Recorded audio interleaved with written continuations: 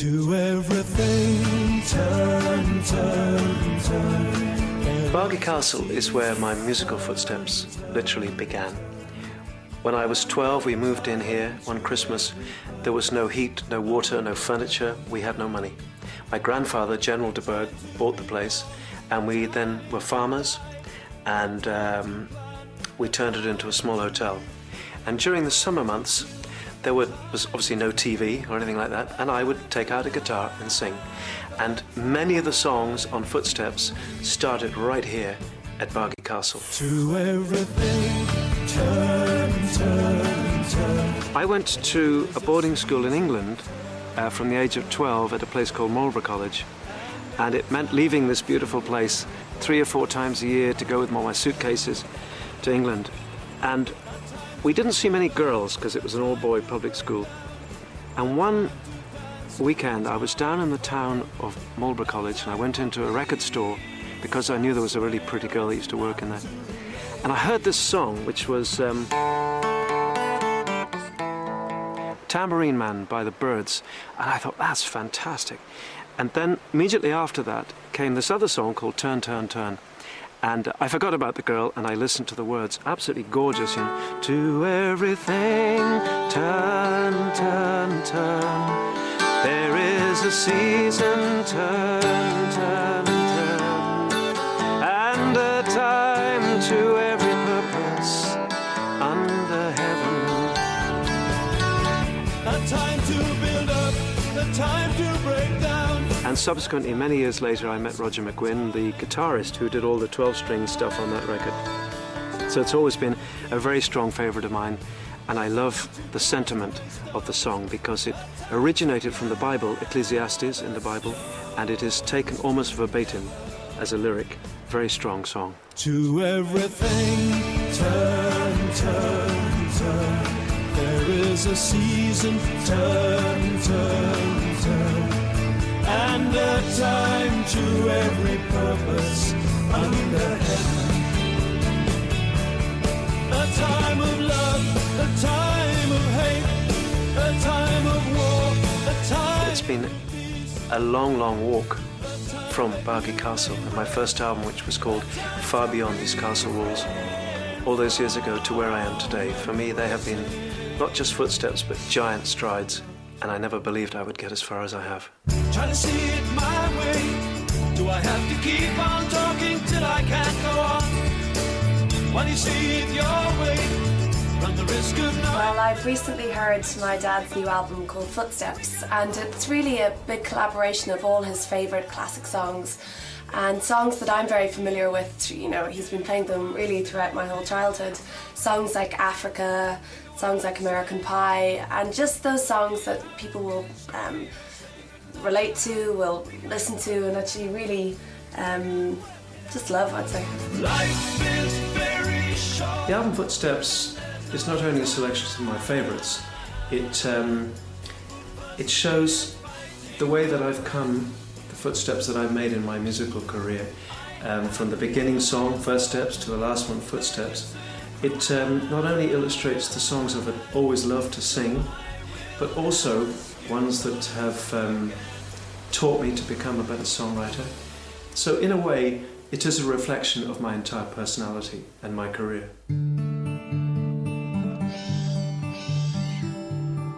Where have all the flowers gone? Long time passing. Where have all the flowers gone? Long time ago. Where have all... When I sing, I wear the song like a coat. I'm in that, and people have said to me, the first time that they heard somebody singing a particular song, like Where Have All the Flowers Gone, my wife said to me, that's the first time I've ever listened to the words. I've heard versions of that, which is, Where have all the flowers? I mean, please, it's a terrible, terrible, sad tune. When will they ever learn? When will they ever learn?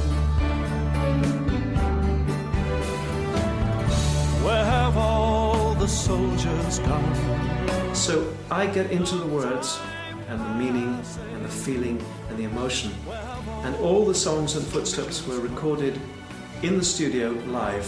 One take, maybe 2 takes, maybe 3 takes, but each time I'm completely committed to singing that song the way it comes from my heart. I will tell every hunter whose life was undone. When I was growing up, and my brothers too, Dad obviously spent a lot of time away from the family, and before school started or got more serious, I was lucky enough to be able to actually accompany him on these trips. You know, I think I travelled the world before I was 2 years old. So from that point of view, I was really very privileged and very lucky to see the world at such a young age. And you must never forget, a father is someone you look up to no matter how tall you get. And There's about that much difference between my head and his head. Yes, I'm about, we're standing beside each other, she's up there somewhere. So as you can tell, we get on very, very well. And I'm glad that she said she had a happy childhood. Long, long time ago, I can still remember how that music.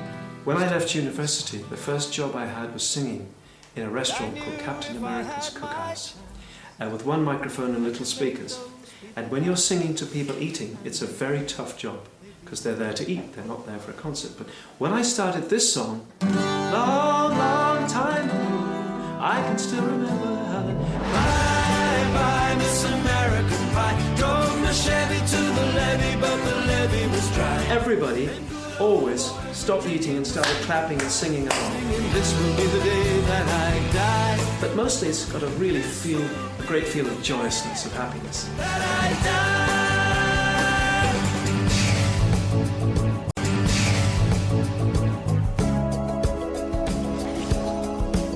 I hear the drums echoing tonight. Well, there were 3 things. Firstly, I had to love the song. Secondly, I had to sing it a lot. And the third thing, I had to learn something from these songs. When first time I heard the song Africa, for example, I thought the words were fantastic. It created a great picture in my head. The singer, the notes that he sings, you know, oh bless the rains down in Africa. I mean, this is so from the heart. I love that song. So for me, it was those 3 things. Each song had to work with each one. Gonna take a lot to drag me away from you. There's nothing that 100 men on. I didn't feel intimidated at all in the recording studio. Because I loved the song so much, I felt that I could give them something valuable. I could make the original composers and singers proud of what I did. That's what I wanted to do.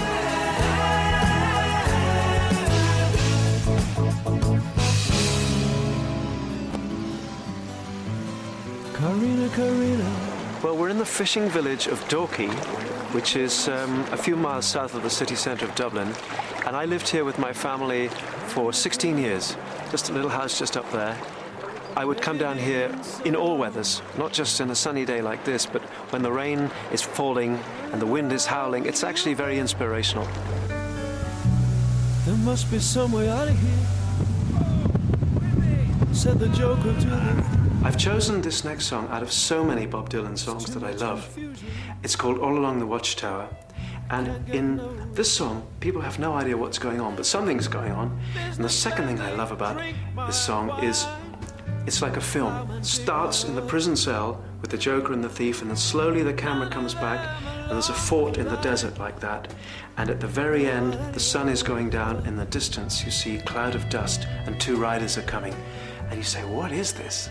So All Along the Watchtower. All along the watchtower, princess kept her view,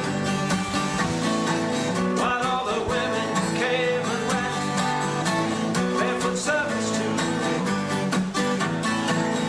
Outside in the distance.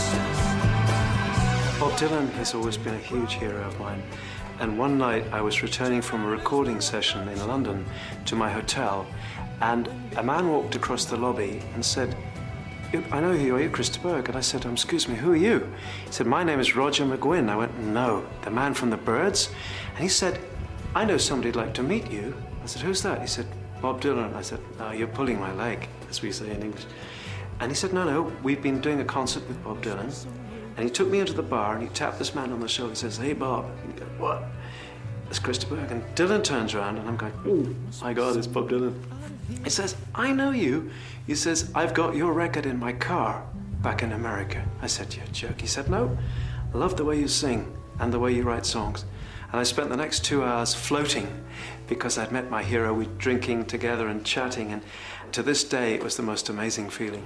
No, I can't forget this evening, or your face as you were leaving. For me, one of the greatest love songs ever written and recorded is Without You, recorded by Harry Nilsson. I was singing it once in a sound check in Kensington Palace Gardens prior to a big open air show, and a young woman who had been listening to the sound check came up to me and she said, I know that you love that song because I've heard you sing it before, but I was the girl that the song was written about.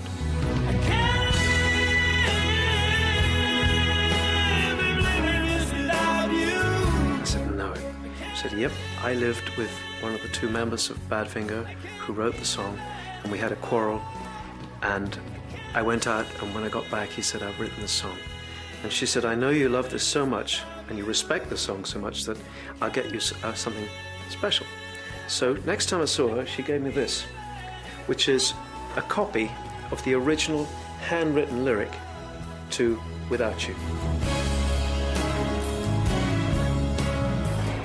When I was a teenager, of course, like all other teenagers, you fall madly in love, and your heart is breaking when you have to part.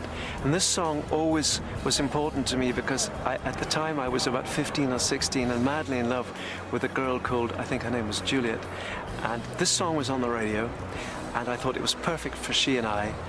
And since then, it's always become a favorite, not just because of that situation, but because it's a beautiful song, and it reminds me of those years, and indeed every summer, where you have to say goodbye to somebody. It's called Sealed with a Kiss. So we gotta say goodbye for the summer, but darling, I promise you this, I'll send you all my love every day in a letter, sealed with a kiss. Well, we're in a small room above the Samuel Beckett Theatre in Trinity College, formerly known as the Players Theatre, where I used to act a little bit and sing in reviews. And this piano is the same piano that was there all those years ago. Let's see what it sounds like. And here's a song I used to sing regularly on this piano. Ooh, doesn't sound so good. The long and winding road. No, I think this is going to be a long and winding road to find another piano, not this one. The long and winding road that leads to your door. Many of my friends in the music business regard the orchestration and the arrangement of the songs, The Long and Winding Road, and Across the Universe as some of the greatest ever written in pop music. I invited Richard Hewson to once come and conduct with a full orchestra and choir a few shows that I was doing in front of beautiful places like Blenheim Palace and Hampton Court Palace in the UK. And the first night when we started The Long and Winding Road, I tell you, I had tears and I was getting the chills, because this is the guy that wrote the piece of music that went with this fantastic song. You left me standing here. Each song, you see, has a story behind it, why I decided to record that particular song. Each one has a memory for me, and that's why I call the album Footsteps, just to tell people why these are steps along the route of my musical journey.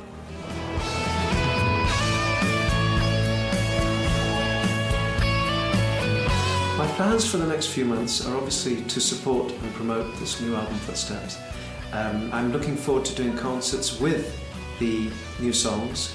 I've just done recently a tour with a full orchestra, plus a band, of course. I've got a very good band. So yeah, I'm going to be busy not only in Europe, but hopefully in Iran and back to Russia and the Middle East and North America. So it's going to be a busy year.